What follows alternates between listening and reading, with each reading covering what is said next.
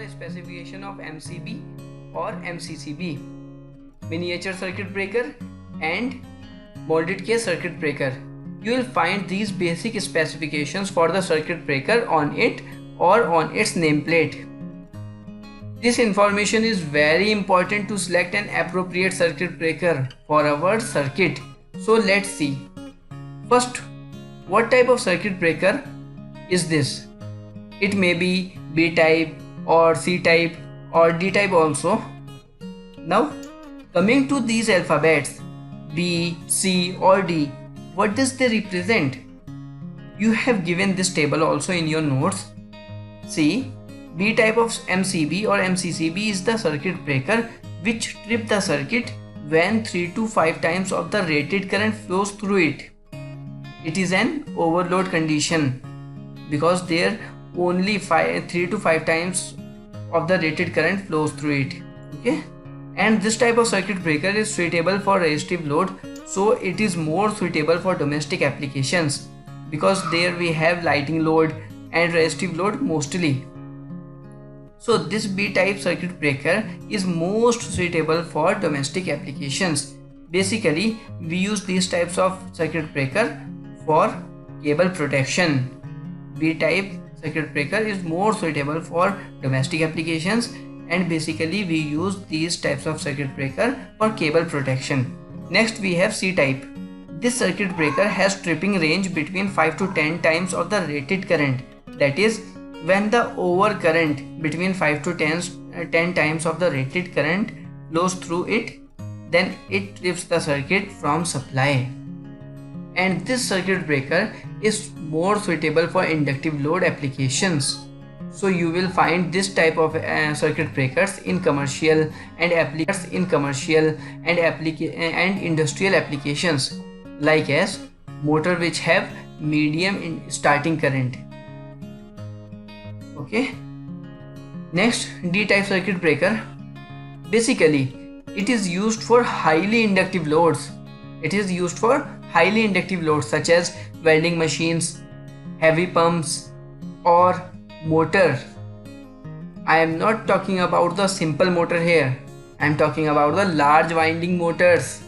Okay, because this type of circuit breaker is suitable for highly inductive loads.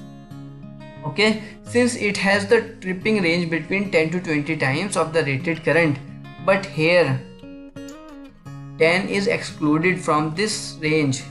Okay, the minimum value should be greater than 10 and maximum value up to 20 times of the rated current. For D type of circuit breaker used in commercial and industrial projects. Hope it is clear. Next we are coming with the rated current. Rated current simply defines the maximum current.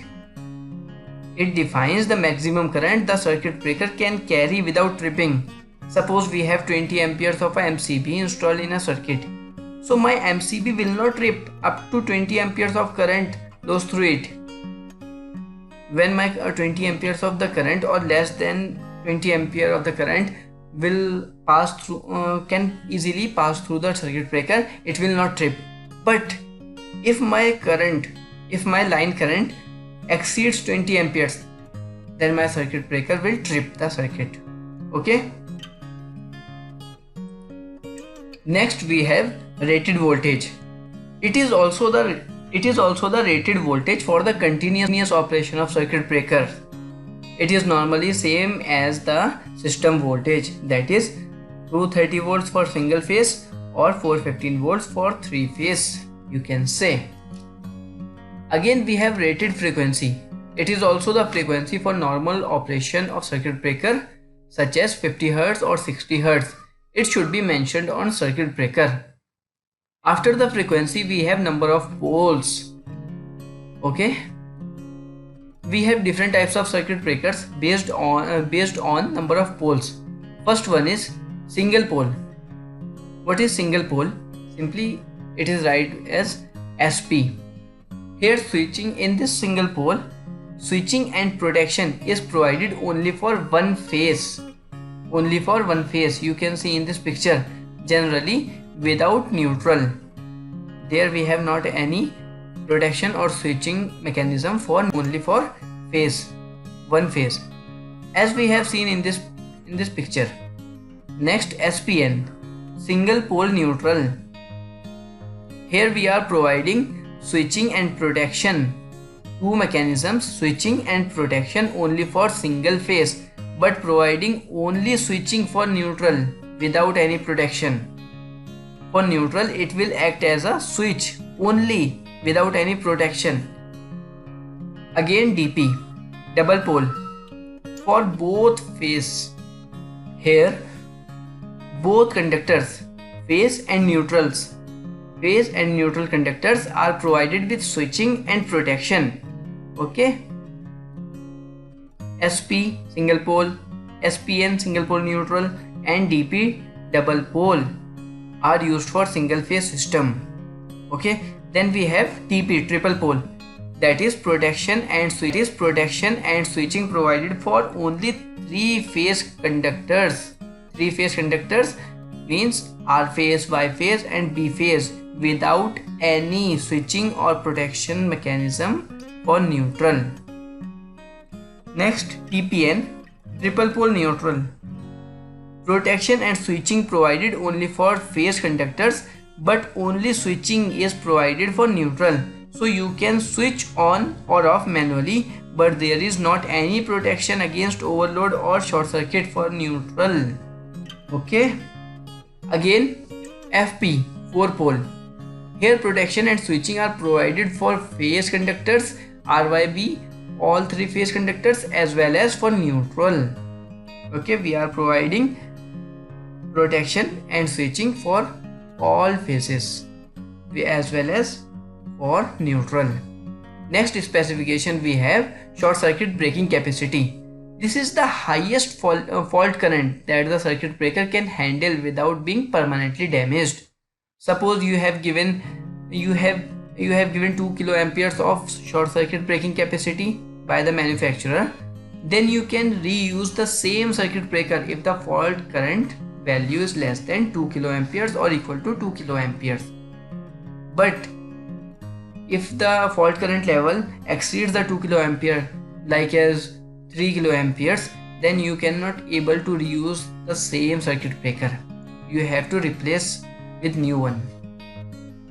Simple, you can say that short circuit breaking capacity is the highest fault current value that the circuit breaker can handle.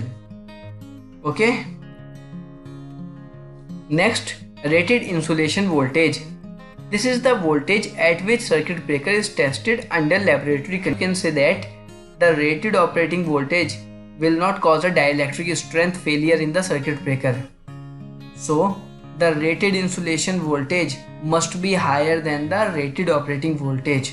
Okay, rated insulation voltage must be higher than the rated operating voltage. Next, electrical life of a circuit breaker. What is electrical life of a circuit breaker?